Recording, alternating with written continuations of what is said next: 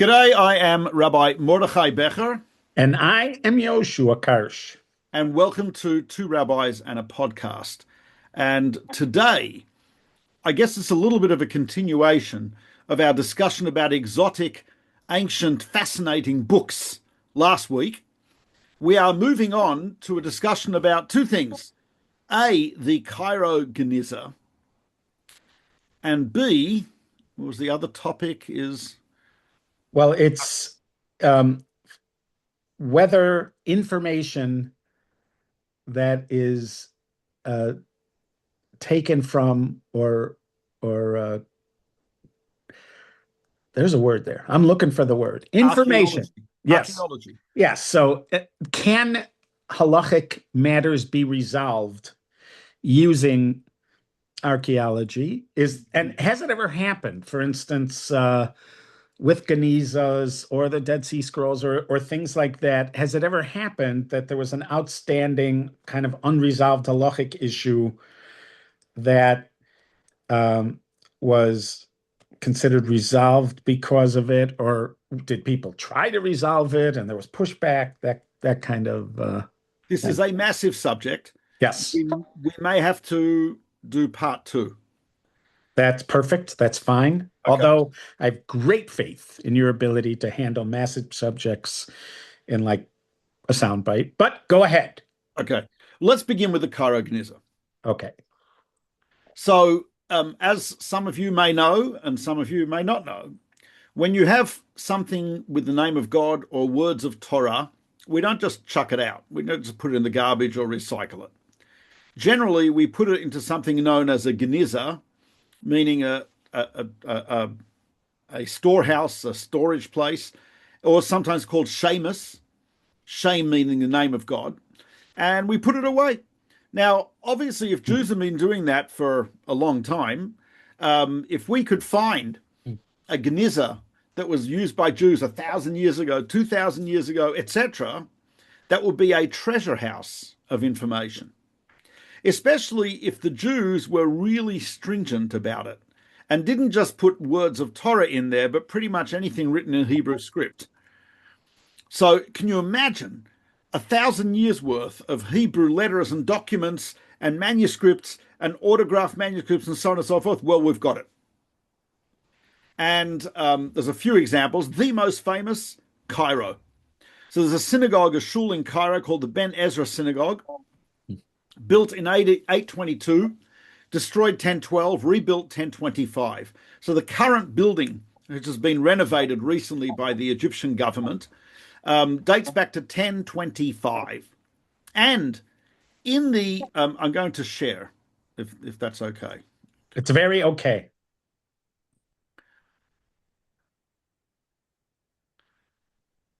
So the Ben Ezra Synagogue, which is right there, right behind me, is absolutely magnificent. And what's amazing about it, here is the women's gallery upstairs. And Are here, these, by the way, yeah, did you in fact visit this synagogue? it was actually closed when I was in Egypt. So I Okay. drove past it. I did not visit. Okay. All right. But just under the ceiling, as you can see, there's a hole there, up there. A rectangular. Yes, rectangular. Yeah, an opening. Yeah. Um, and let's see if I can find a. Okay. In any case, there you see people putting stuff into the Geniza. Right. So basically, Egyptian Jews for about 1,000 years were putting manuscripts in the attic type of this synagogue.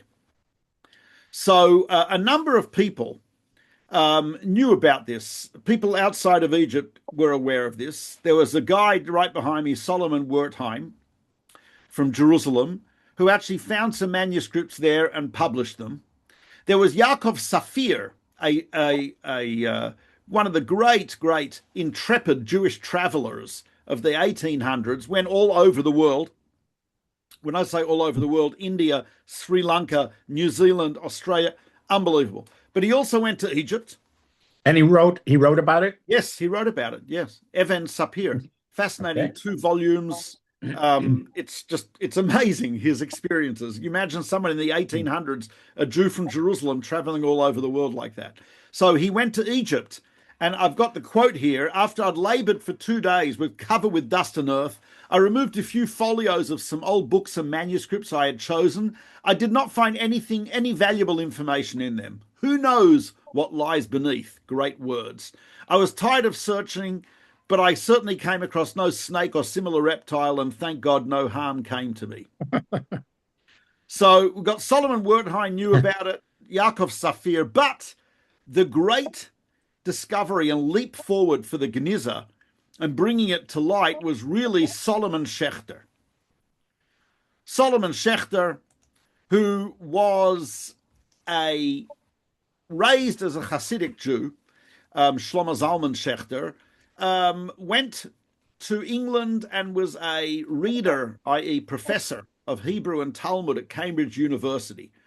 He was a traditional Jew, and he was embroiled in a huge controversy with another Jew, David Margoliouth, in Oxford. Now, they hated each other with a passion for 3 reasons. A, Oxford and Cambridge. Of course. B, Solomon Schechter was a traditional Jew. David Margoliouth had converted to Christianity. That'll do it. Number 3, they had a disagreement about something called Ben Sira, which is quoted in the Gemara numerous times, known as Ecclesiasticus, in which Margoliouth said it was a Christian text that was stolen by the Jews and translated into Hebrew and Aramaic. Solomon Schechter said it was a Jewish text stolen by the Christians. And now, enter into the scene 2 sisters teaching at Cambridge, Dr. Agnes Lewis and Dr. Margaret Gibson, who were linguists, archaeologists, and travellers, and friends of Solomon Schechter. They told him, they said, we're going to Egypt. Can we bring you back something? He says, sure, I don't know, anything. Bring me back something, bobblehead, whatever. So anyway, they go to Egypt, and in Egypt, they buy, as a Jew in the marketplace is selling a manuscript, and what he's selling turns out, is the oldest fragment of the original Hebrew of Ben Sira. So he is very excited. Here's the letter that Solomon Schechter wrote to Mrs. Lewis with his, you can see, but just by the original letter, he's very excited about this. Don't speak yet about this matter. I'll come to you tomorrow at 11 p.m. and talk the matter over with you. In haste and great excitement, Solomon Schechter. So first of all, what she found there was amazing. Was something which was quite incredible, because it showed that he was right about Ben Sira, because the oldest text ever found is now Hebrew. But more than that, it gave him an inkling that there might be some more stuff in Cairo. And so he's a friend of another Hebraist in Cambridge by the name of Dr. Charles Taylor, who was wealthy.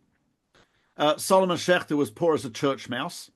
And not a good enough. Not church. That would be Margoliouth. A church mouse. Right, yeah. He's as poor as a shul mouse. Yes. So, but basically, Taylor finances a trip for Solomon Schechter to go to Egypt, which he does. Here is a postcard from Solomon Schechter, in which he writes how the food is terrible, and he needs a shas sent to him as soon as possible. A Vilna shas, how much will it cost? Just type of interesting to see this here. Here's a translation of his letter. Greetings to you, dear wife and family. No kosher hotel here. I'm sick of the local food. Busy with my mission all day. Please God, I'll be successful. Tell me, what's the cost of a Vilna shas on excellent paper? I'll be here all month. Write to me at the Bresler. How is our friend Robbie going? It's very interesting. Right. Amongst the Jews, I found some venerable people, also some B'nai Torah. But what happens is he goes to the rabbi of the shul and he says, I want to buy the Geniza, the contents of the Geniza. So the rabbi says, on one condition, you have to arrange a trip for me and my family to the pyramids at Giza. and pay for him, pay for the man. So he says, okay. So he arranges for a trip. The rabbi goes to Giza, right? He's satisfied. He sees pyramids, and he sells for I don't know how much, hundreds of pounds, about 300,000 fragments of manuscripts to Solomon Schechter, which he packs up and sends to Cambridge University. There he is in the library at Cambridge University, or in the Geniza room they gave him, breathing in the mold and the fungus and the dust and trying to figure out from 300,000 pieces what there is there. I should just point out, for those of you who are listening on Spotify or Apple, you don't get the option of seeing this. It's worth seeing it, and you can go on YouTube. You can actually watch our discussions, and this one, it's really worth it because these pictures add so much to the experience of talking about it. Oh, yeah, thank you. I was not aware of that, but okay, that's okay, important to know. Okay, so now eventually it got moved to a nicer library in Cambridge, which is now called the Taylor Schechter Geniza Research Unit at Cambridge University Library. They use a lot of high-tech stuff. Obviously, they have to process segments that they find. They have to very carefully unfold the paper. They sometimes have to even put micro dots of glue under the ink to make sure it doesn't fall off the page. They photograph things with special ultraviolet photography, which reveals the text, as you can see in the two texts above and next to me. And they have to put it together like a jigsaw puzzle almost, right? And figure out who wrote what and what is there, etc. There is Amir Ashur, scholar from Tel Aviv University, who's doing research there at the Cairo Geniza. So that's me with a good friend Aubrey Hirsch and Amir Ashur at the Geniza in Cambridge, and it's fascinating to watch the work go on. There is our teacher, Reb Moshe Shapiro. Akiva Tatz arranged for this, and he went to Cambridge to have a look at the Geniza. He was very, very fascinated by that. Here is one section. This is a Tanakh from 1215 Iran. So it's an 800-year-old piece of Tanakh, Torah, Prophets, and Writings. And the end of it, right there, it tells you who wrote it. A guy called Yosef ibn Nimrod from Gulbuddin. And Gulbuddin, I forgot where. No, somewhere, Gunbad Imalgan in Iran. Gulbuddin was that guy, the right. Afghan warlord. Yes, who looked like our friend, right? Yes. And, yes. And you'll notice also just something interesting, the vowels. I don't know if you can see the cursor in the screen, on the screen here, probably not.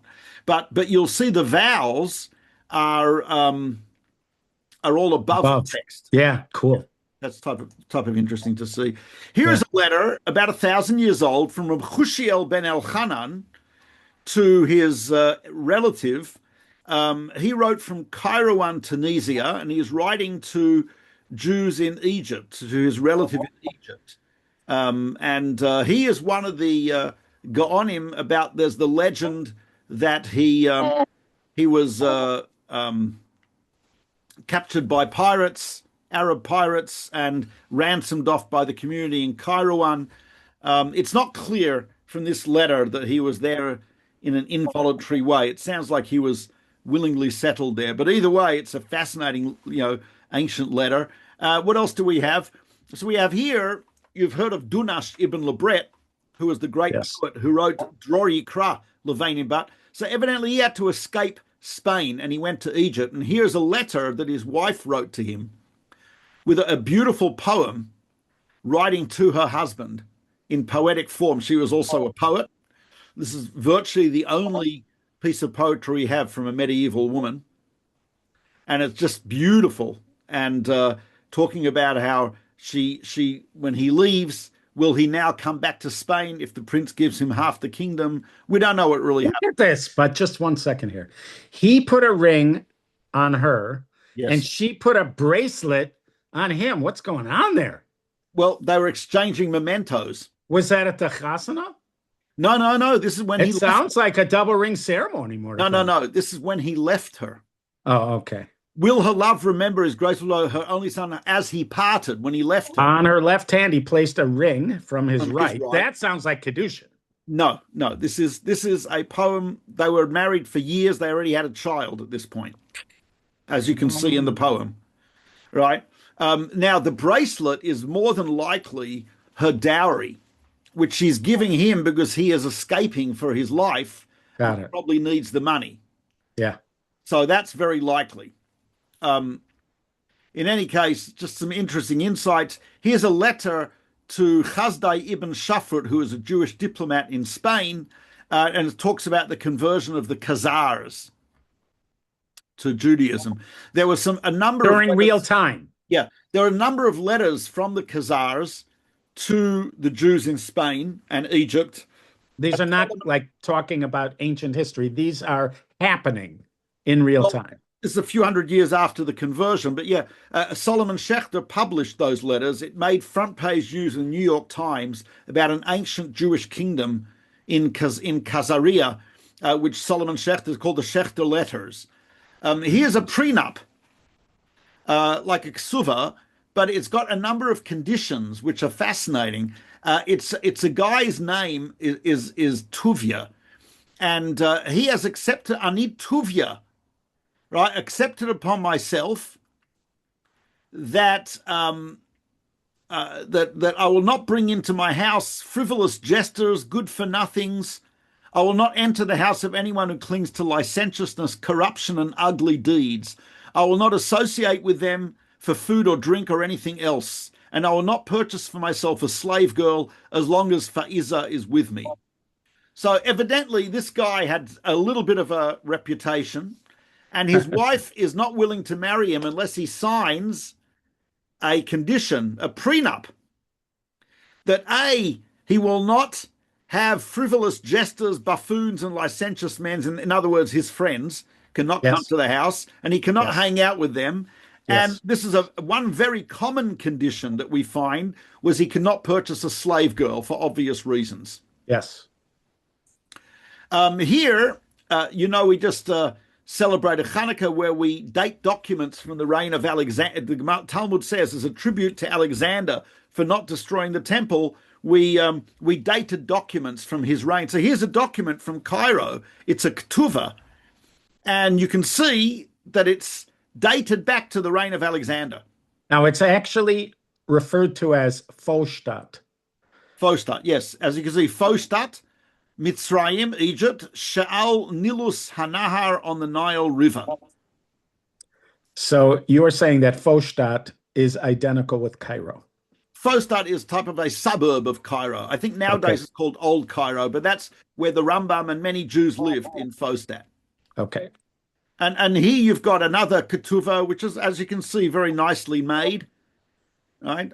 Here's a letter, 1048, a letter written by Jews in Ramla, Israel, asking for funding because there was an earthquake and things were going there. It says bodies lying in the streets. There is disease and so on and so forth. It's a very tragic letter. Here's another ketuvah, in which there's a Rabbinite Jew marrying a Karaite woman, which is fascinating. And it says in the ketuvah, he will not compel his wife to sit with him in the light of the Sabbath lamp, because the Karaites would always sit in the dark on Shabbos, nor to eat the fatty tail, because we actually eat the aliyah, the tail of a sheep. The Karaites consider it chalev, and will not profane her religious festivals as long as she also observes his festival. This is a complicated. I was not aware of this. They had different festivals. Yes, because their calendar was different. They had the same festivals that we have, but different dates because they calculated. I see. So they had Sukkot just at a different time of year. They didn't have their own holidays that we. So you can imagine this marriage was quite interesting. She'd be sitting in the dark. They'd be eating cold food.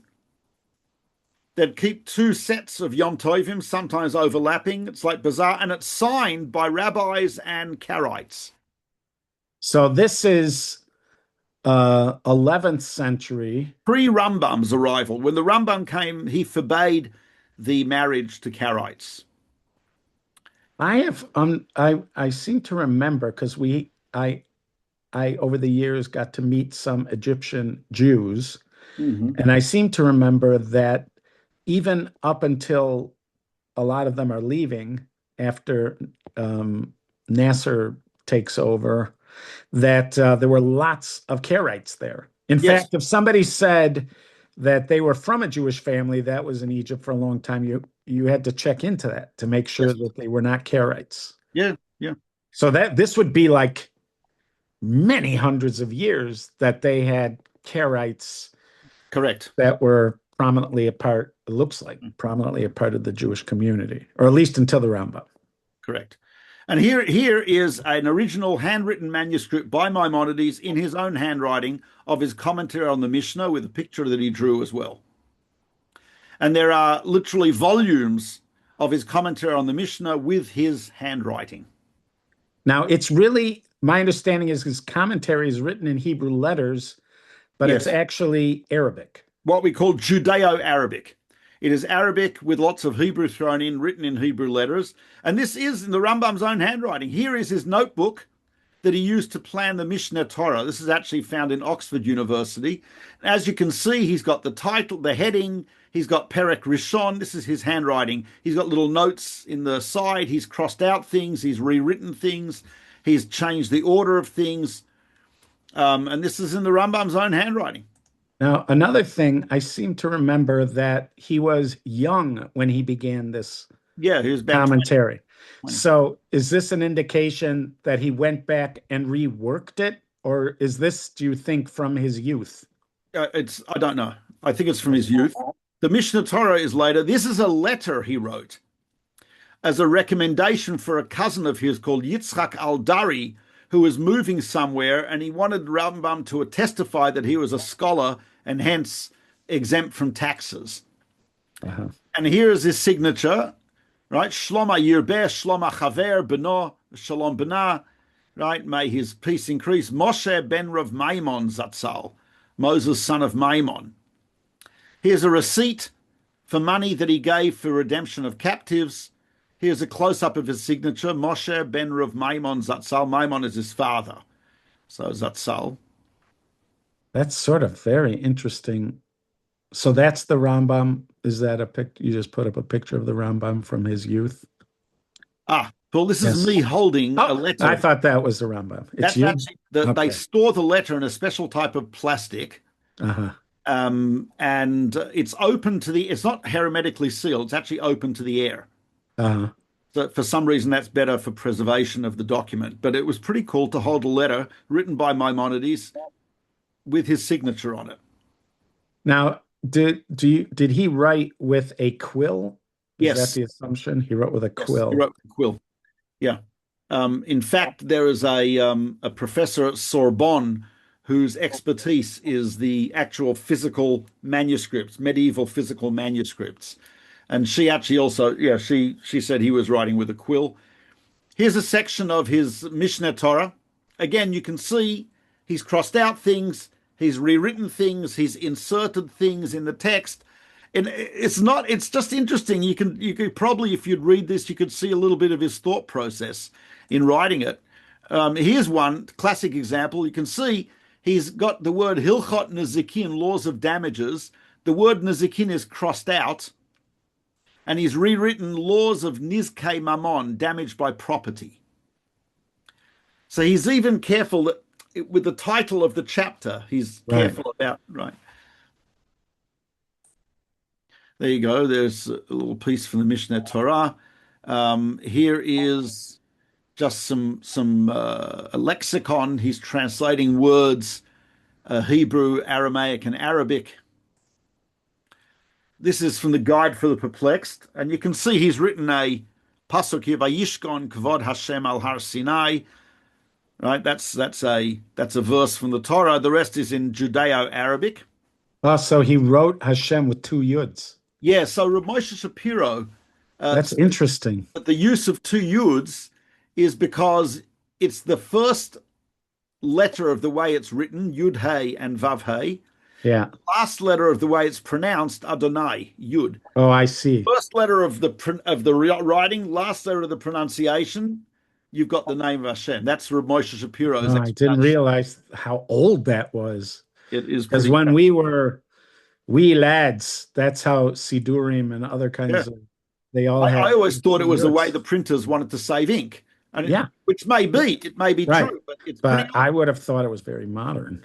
This is one That's of my cool. favorite pieces. This is Maimonides' doodle.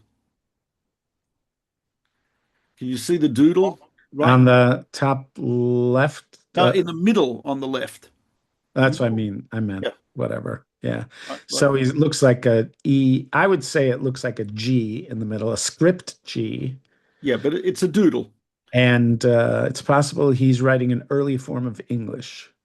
Is that, I'm sure that's what people are assuming. It's a doodle. It's a doodle. Anyway, so you have here's a letter from someone who visited the Rambam, talks about how he visited to deliver a document, and the Rambam took his son and had told his son to play with this guy's son and explained him the document, served him lemon cake, which he said the Rambam liked lemon cake. I can already see a few similarities between myself and Maimonides. I doodle. I like lemon cake. So there you go. That's right. Here's a section from. I can't think of so far anything, but I'll try to catch up with you Okay, when you mention it. that's from an old mezuzah found in the Cairo Oh, Geniza. there it is. All the angel names. Which obviously the Rambam says is pasul, is absolutely invalid. But this is a mezuzah from his time in the Cairo Geniza with the names of angels written on the They're side. not even, I'll be honest, the handwriting is not that impressive. It's not. And here you got Magen David's, one of the earliest instances of Magen David. Oh, interesting. Now, why were they there? What I was think a just a Magen David? decoration. I really don't know. Was it a mystical symbol? Gershon Sholem, I think, feels it was mystical. Yeah. Huh. Here's the letter, the last letter from David, the Rambam's brother, to David, from a place called Aydab in Sudan, where he went on the boat. His boat sunk and he drowned. The Rambam writes that it was the single saddest event of his entire life was the loss of his brother. And here is the brother wrote a letter to him. David wrote a letter to his brother from Sudan. Now, not to suggest that they weren't close. I'm sure they were very personally close, but also the Rambam's lifestyle was afforded by his wealthy merchant Correct. brother because he was able to devote himself to his studies while he was being supported by his brother. And then once his brother passed away, he had to shift to doing a lot more doctoring. Correct. But it's interesting. So there was the pragmatic aspect. He had to support his own family and his brother, but he actually writes that for a year afterwards, he was so depressed it was difficult for him to get out of bed. Yeah, so that's a lot more than every time he'd see something in his brother's handwriting, he'd burst into tears.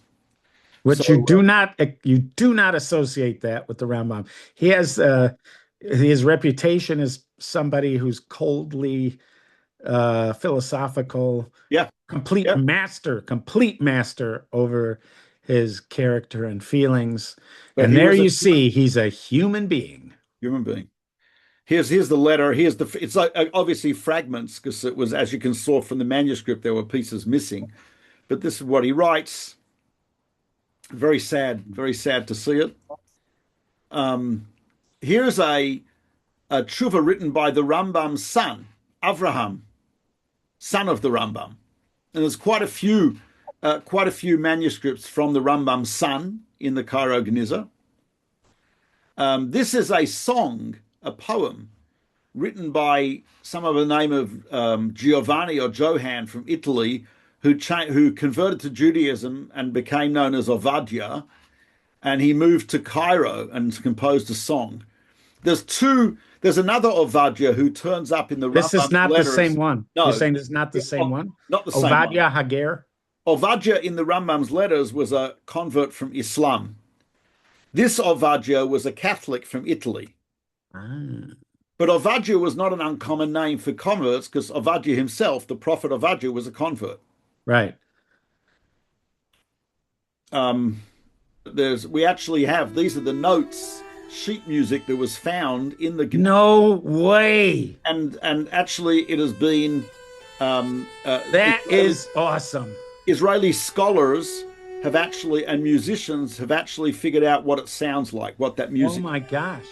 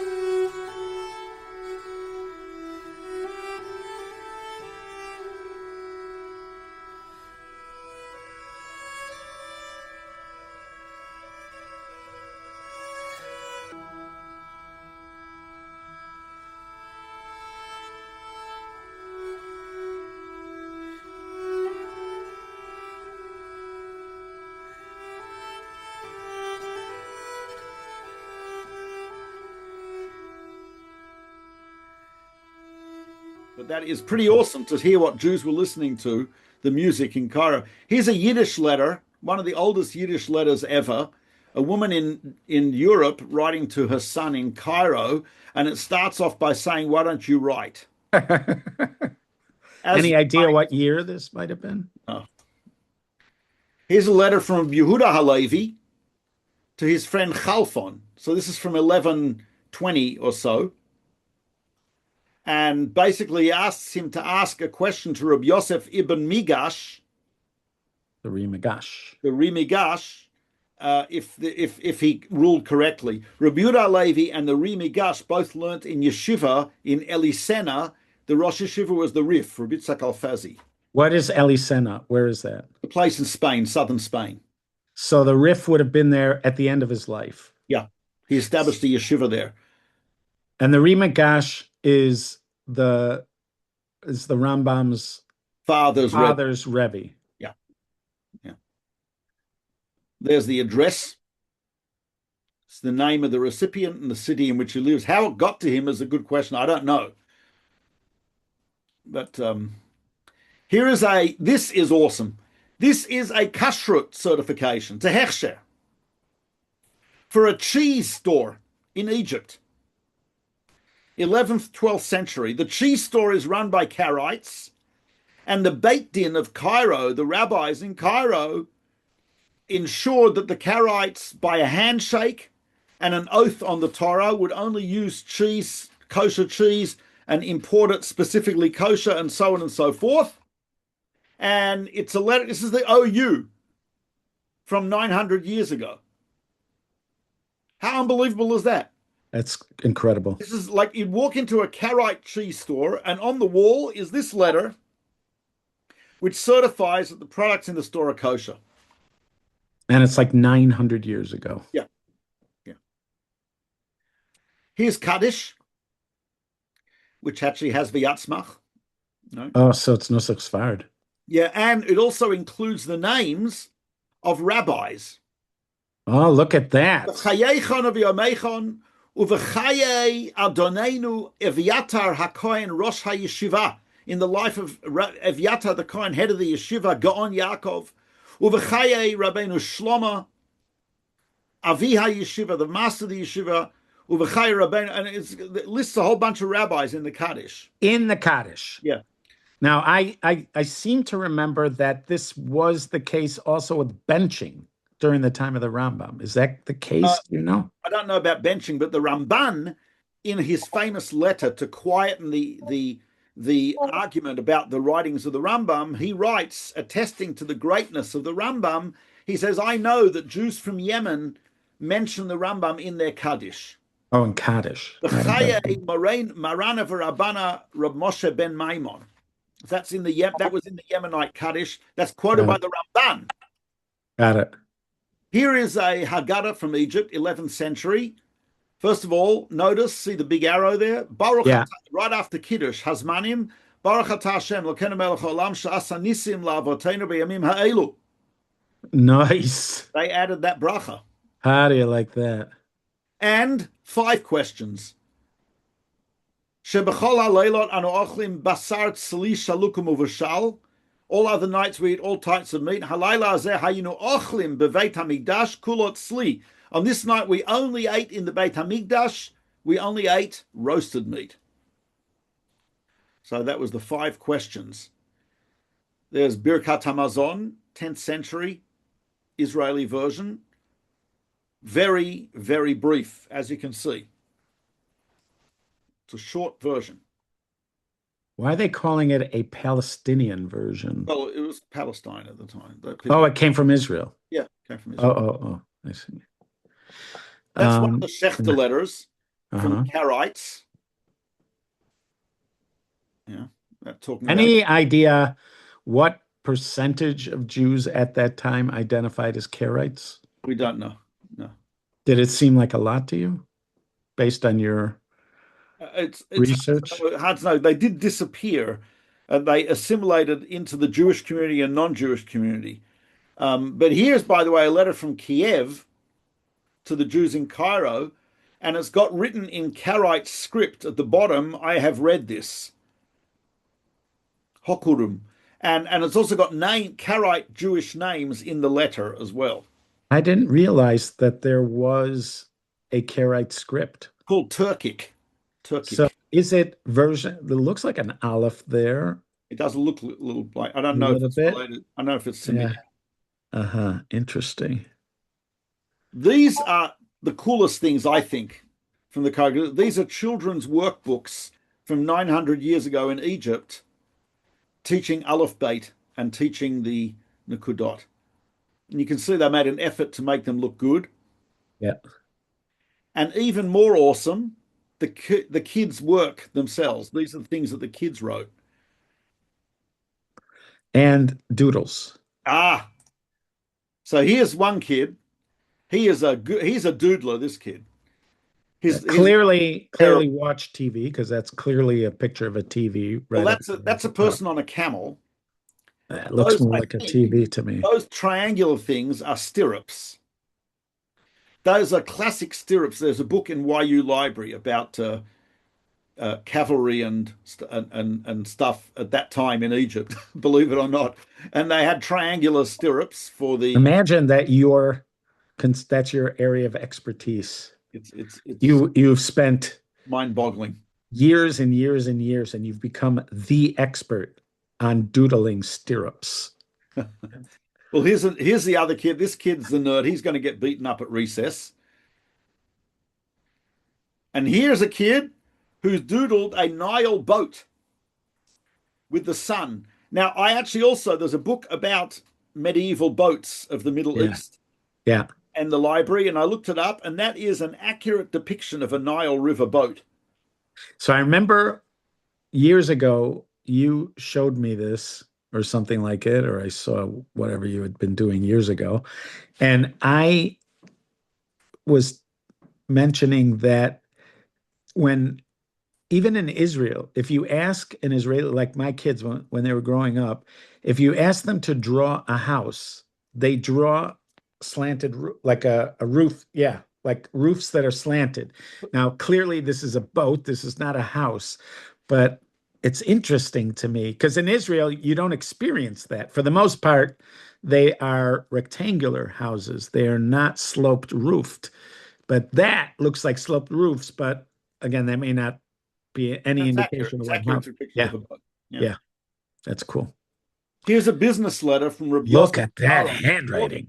Well, I don't think it's his handwriting. I think it was written by a professional scribe. It's demand for payment of a loan. Here's his signature right here. So it looks like it was written by a professional scribe. There's his signature. Nice. author of the Shulchan Aruch, Code of Jewish Law. Here's the full view of the letter. Here is a business letter from the Arizal. Rabbi Yitzhak Luria was living in Cairo. As you know, he was lost his father. His mother moved with him to Cairo, where they were raised by his uncle, who was very wealthy, and he worked for him for a while. Do you I know believe what did he do? it was a merchant of some sort. This is a Uh-huh. business letter, and he owned an island in the Nile Delta, a small island, where the Arizal used to go and meditate on the Zohar in that island, on that island. This is obviously before he moves to Yes, Sfat. correct. Now, where did they originally live? You said they moved to. Israel. They moved to Cairo from Israel. Really? There's the Arizal signature. So how did he do that? That's a cool signature, I got to say, as you would expect. Now, just step back for a second, because the Rambam had to give an entire explanation for why he's allowed to live in Egypt The during that Rambam time. doesn't. The Rambam never explains why he's living in Egypt. Didn't he? Well, I mean, maybe not explains it, but didn't he write somewhere that he's over on Shnei Lavin? There is a story Haparchi, who wrote a book Kaftor Vaferach, a late Rishon, about the laws of Israel, says he was in Cairo and he met a descendant of the Rambam who showed him a letter of the Rambam in which the Rambam writes, I transgress prohibitions every day. Problem is, we have many letters from the Rambam in his handwriting from Cairo. Not a And he single doesn't one write says it. that. Not a single one says that. Got it. So Interesting. it's unclear, right? And the Rambam doesn't explain why. There is Got there it. is lots of discussion about it, Right. but the Rambam doesn't talk about it. No. Got it. Got it. Here is an inventory of what's in the Cairo Geniza. Like, just for example, if you look here, Cambridge University's got 198,000 fragments. Wow. The British Library, 10,000.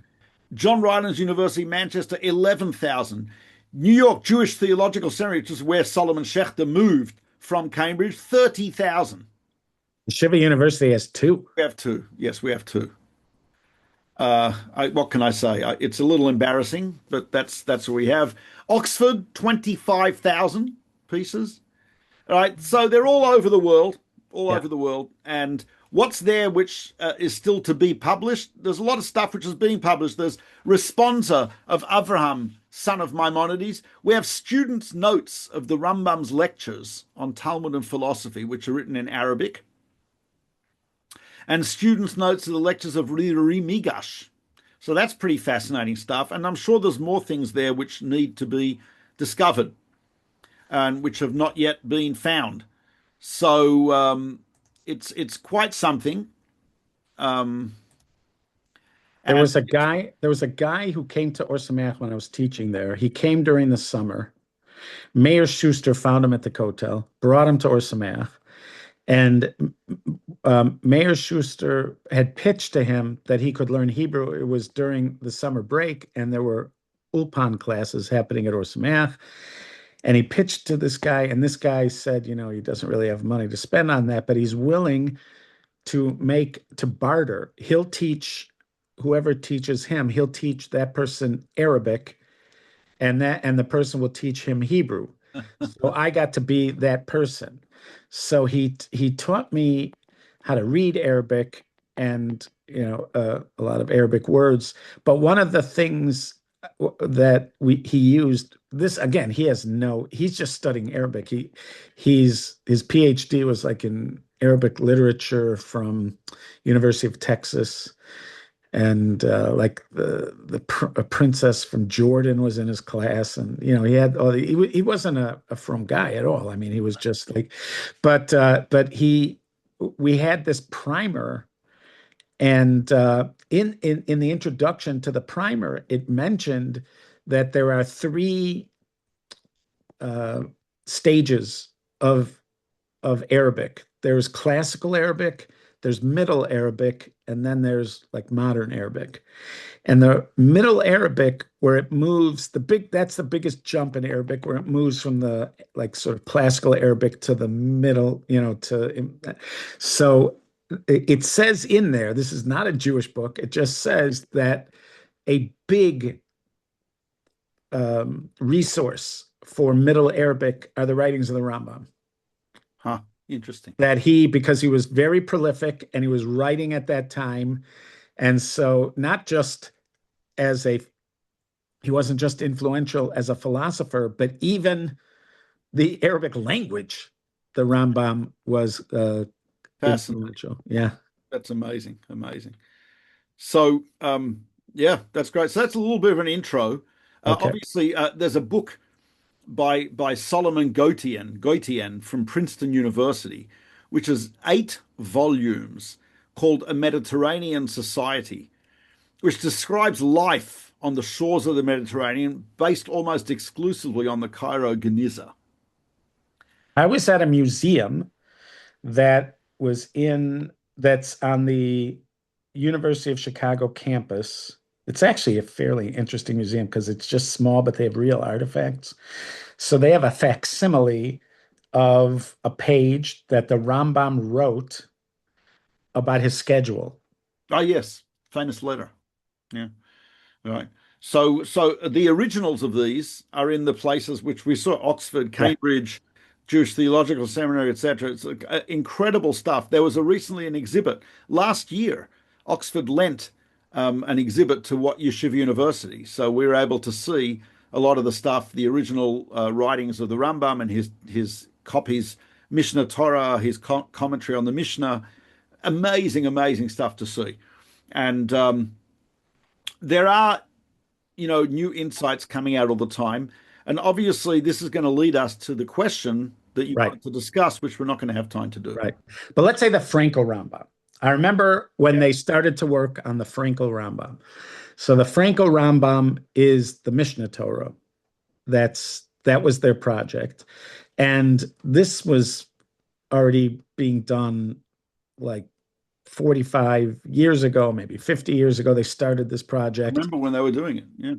And there was this group of scholars who gained access to all different manuscripts, and they were trying to come up with a correct manuscript of Mishnah Torah, the to the best of their ability.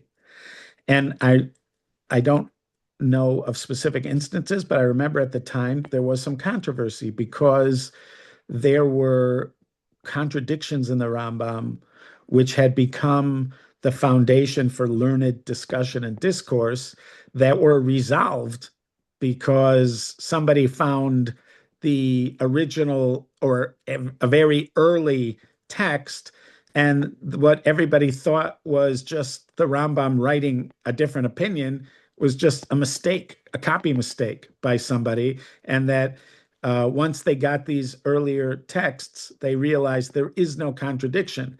And so I don't know if there was ever a Reb Chaim, like one of those on that level, a resolution by somebody like Reb Chaim of a steer in the Rambam, but a contradiction in the Rambam. But I do remember that was part of the controversy. What are we to do about these texts? What is the status of these texts where scholars, I mean, these were real scholars. I remember Ramosha Hirschler was one scholar that we knew. He had been in Chicago. He was at one point the acting Rosh Hashiva of Skokie Yeshiva, but he was a massive Talmud Chacham.